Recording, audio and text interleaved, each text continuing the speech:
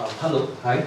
Um, Good afternoon, everybody. I just want to start off with a problem that I think the art world faces in Singapore, and this is kind of sort of mentioned in a curator by the name of Okui and Vizua, who talks about the problematic of discussing and thinking about collectivity in art. And I mean, one of the reasons that he thinks that it's problematic is that there is this modern reification of art where the focus is on the artistic or the artist himself as a heroic figure who actually is very expressive and creative and changes the world. So I think firstly, I'm an artist and a curator working with my partner Jennifer Teo over there under the name of Post Museum.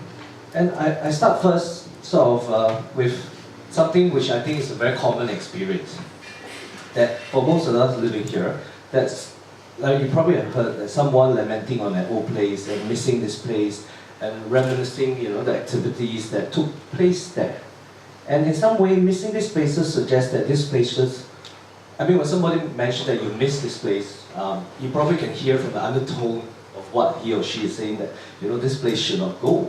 And in some ways, that I also sense a sense of loss, or sense of helplessness, and critique of some greater forces that have taken away this place, usually in the form of URA, LTA, or the great force of, market forces, neoliberalism. So today I shall focus on the places for art and culture.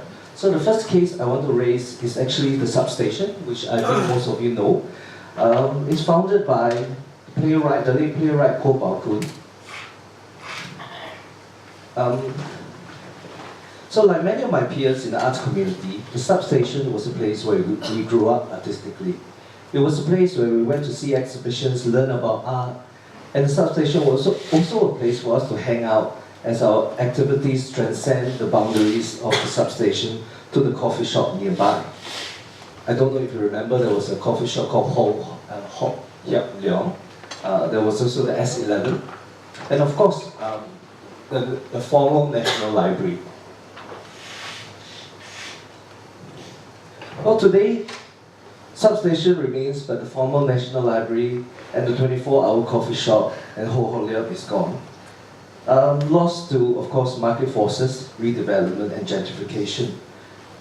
And if you remember also, there's this place called the Fort Canning Tunnel, so mainly lost to the Fort Canning Tunnel. And I guess when people talk about, when they miss this place, they talk about how inefficient that idea was to build a tunnel that was to save you 5 minutes at a time. Was that worth it? So over the years, I think Substation have, where am I? Okay, have encountered several crises due to the change of artistic directorship. So Substation, and when it enters a crisis, it's usually the crisis of establishing its identity, its values, and its direction with each successive change of artistic director. And it seems that the board of directors of the Substation do take the comments and the feedback from the members of the arts community quite seriously when they make changes to the artistic directorship. So often when contemplating on the future of Substation, the past has a strong tendency to sit in the form of missing the good old days of the Substation. So these good old days of Substation is something, if I'm right in interpreting it, is where a thriving art community were hanging around the Substation and talking to each other, and there was something exciting about this time. So, but I mean, if you're really very realistic, right, what was really happening was also that, at that time when I was growing up as an artist, I think that was just before the 2000s, there was really not many places to go if you're interested in art. There was also not really a lot of places for artists to exhibit. So we were not just forming a community, but we really had nowhere to go, right? So, and basically if you have nowhere to go, you hang out, you talk to each other, and there was some kind of collective idling, which we kind of reminiscence now. But I mean, I don't think it was also just really about hanging out, right? So I think it was also a collective dreaming in this space, which was quite important for people, because I think that from what I took back from this place was really how we could find a place for ourselves within the art ecosystem. And I think that's one of the things that I wanted to talk about. So, the second case, the second case I want to raise is this group called the Fifth Passage. I'm not sure if many people remember, but the Fifth Passage was the artist initiative, which was non-profit, was a non-profit company, which was in the Parkway Parade office building on the 5th floor.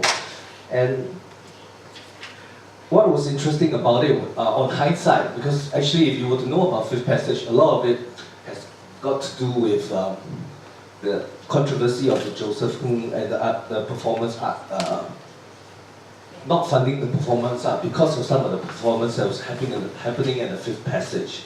So, the interesting part was that you kind of that overshadows or eclipses the existence of Fifth Passage.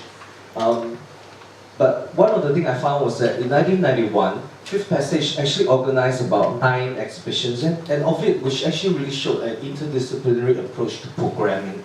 So they would have shows by HEAL, which is a Human Ethics for Animal Liberation, which was really an animal rights, very early form of animal rights activism in Singapore, which was quite progressive at its time. And they would also show things like design and things. So in some sense, Fifth Passage was not really purely an art space. And according to one of the co-founders and co-directors, Susie Lingam, Fifth Passage was also working independently without government funding for most of the time. So I want to come to the last case because one of this idea of talking about missing spaces was recently, I think Post Museum started in the same space that Michelle was talking about on Rowell Road. And we were there for about 4 years. We were very fortunate, but we were also very stubborn and very naive. Because we came in, I think, just after the whole Renaissance City plan, and and somehow this Singapore's Renaissance sort of a period of liberalization and a very fast growth of the art spaces around Singapore. So there was a big investment now. But actually one of the things that we came back to, that we want to start this space, was really to ask, because we believe that art and culture could change the world we live around. And what we were experiencing, that despite the investment in the arts, we were not seeing that. I think that we felt very restless because we felt that we were not reaching out to communities, we were not talking to anybody else but the arts community. So we naively thought we were the first people, but as you can see, right, Fifth Passage before was actually interdisciplinary, Substation before was actually interdisciplinary, that only on hindsight. So I think before I end with, I don't think I really have a lot of time, but one of the things that was quite different between Substation, Fifth Passage, and Post Museum was that there was actually a restaurant which we thought was very important because people should meet. And it was actually an interdisciplinary, we were actually catering to interdisciplinary space. And the idea was that we wanted to serve a community which was beyond the arts community. See if I have the slide here. And we actually defined cultural work as a broader perspective, which would include your usual arts and creative people. But we were interested in what teachers were doing, we were interested in what academics were doing, we were also very interested in what civil society was doing. If you've actually been to Post Museum before, you will know that we actually are quite badly equipped. Our air condition is definitely not sufficient to support the number of people in the rooms. It was so bad that you could always see people fanning themselves. So what was very interesting was that we actually, this was at the beginning of when Facebook came about. So it's what seemed to be happening was this O2O, online to offline kind of place, that people who were very interested in activities or ideas online would be meeting at our place. And one of the things that also came about was, I think a lot of the civil society was sort of blossoming at this point of time. And what we saw was that a lot of official spaces would sort of pull out the rental of some of the civil society activities, and then they would come to our place because we were actually free to do so. So one of the things that we were very adamant about was that we would be independent and we did not want any funding.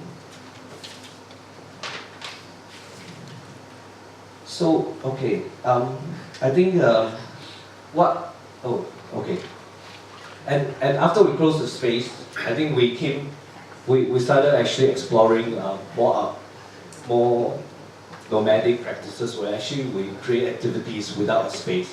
But one of the things I kind of want to take back, present here was actually what Okui was mentioning, that when we think about collectivity in art, we tend to confuse collectivity as an individual. But collectivity in art, or in most sense, most collectivity has a lot to do with a constellation of people of its time, responding to the need that they need now. But what we are not seeing is that, I think Michelle was to mention that, we're not seeing a lot of research on periodizing collectively, thinking about the impulses, and I think that's very important to actually for us to sort of think about what the future of collective spaces could mean. So on that note, thank you.